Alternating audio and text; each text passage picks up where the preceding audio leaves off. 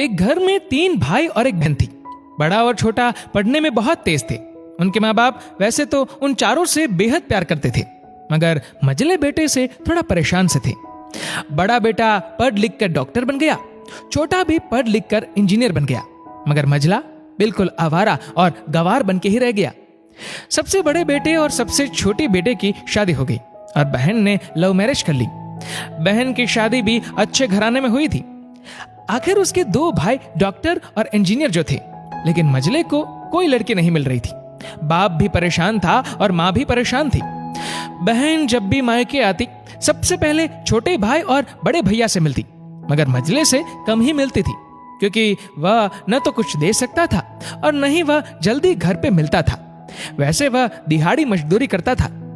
पढ़ नहीं सका तो नौकरी कौन देता। मझले की शादी किए बिना पिताजी गुजर गए। माँ ने सोचा कहीं अब बंटवारे की बात न निकले, इसलिए अपने ही गांव से एक सीधी सादी लड़की से मझले की शादी करवा दी। शादी होते ही न जाने क्या हुआ कि मझला बड़े लगन से काम करने लगा। दोस्तों ने कहा, ए चंदू, आज अड्डे पे आना।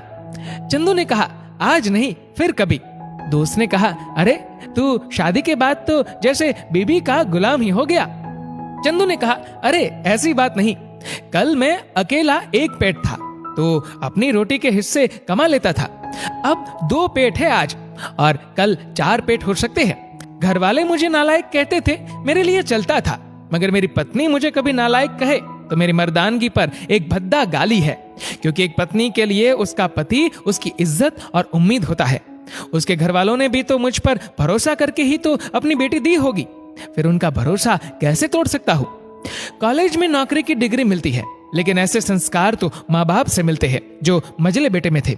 इधर घर पे बड़ा और छोटा भाई और उनकी पत्नियां मिलकर आपस में फैसला करते हैं कि जायदाद का बंटवारा हो जाए, क्योंकि हम दोनों लाखों कमाते हैं मगर मझला ना के बराबर कमाता है। लेकिन माँ मन ही मन मझले बेटे से बहुत प्यार करती थी और उसकी बहुत देखभाल भी करती थी, इसलिए वह बंटवारा नहीं चाहती थी। उसने बंटवारे के लिए दोनों बेटों को मना किया, लेकिन माँ के लाख मना करने पर भी बंटवारा की तारीख तय होती है। बहन भी आ जाती है, मगर चंदू है कि काम पे निकलने को बाहर जा रहा है। उसके दोनों भाई उसको पकड़कर भीतर लाकर बोलते हैं कि आज तो रुक जा, बंटवारा कर ही लेते हैं। वकील कहता है सबको साइन करना पड़ेगा। चंदू ने कहा, तुम लोग बंटवारा करो, मेरे हिस्से में जो समझ में आए दे देना, मैं शाम को आकर अपना बड़ा सा अंगूठा चिपका दूंगा पेपर पर। बहन ने कहा, अरे बेवकूफ, तू गवार का गवार ही रहेगा, तेरी किस्मत अच्छी है कि तुझे इतने अच्छे भाई और भैया मिले। माँ ने कहा, अरे चंदू, आज रुक जा, बंटवारे में कुल 10 बीघा जमीन में दोनों भाई 5-5 रख लेते हैं और चंदू को पुश्तैनी घर छोड़ देते हैं। तभी चंदू जोर से चिल्लाता है, अरे फिर हमारी छुटकी का हिस्सा कौन सा है? दोनों भाई हंसकर बोलते हैं, अरे मूर्ख, बंटवारा भाइयों में होता है और बहनों के हिस्सों में सिर्फ उसका मायका ही है। चंदू ने कहा, ओ, शायद पढ़ा लिखा न होना भी मूर्खता ही है। ठीक है, आप दोनों ऐसा करो, मेरे हिस्से की वसीयत मेरी बहन छुटकी के नाम कर दो।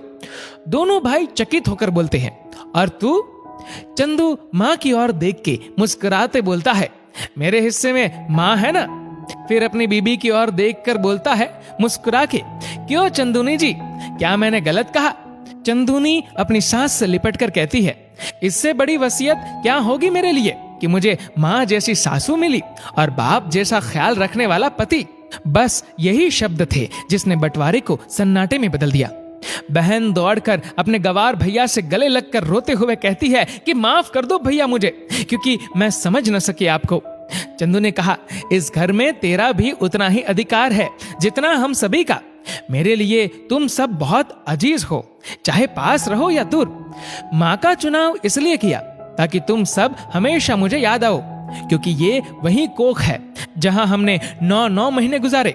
माँ के साथ तुम्हारी यादों को भी मैं रख रहा हूँ। दोनों भाई दौड़कर मजले से गले मिलकर रोते रोते कहते हैं, आज तो तू सचमुच का बाबा लग रहा है। सबकी पलकों पे पानी ही पानी। सबने बंटवारे का फैसला त्याग दिया और सब एक साथ ही रहने लगते हैं। दोस्तों, इस वीडियो को लेकर आपकी क्या राय है नीचे कमेंट करके जरूर बताएगा। और अगर आपको वीडियो अच्छा लगा हो तो इस वीडियो को लाइक करेगा, शेयर करेगा ज्यादा से ज्यादा लोगों तक। और ऐसे ही और भी इंस्पिरेशनल वीडियोस के लिए सब्सक्राइब करें हमारे यूट्यूब चैनल को और फेसबुक पर फॉलो करें हमारे पेज को। धन्यवाद।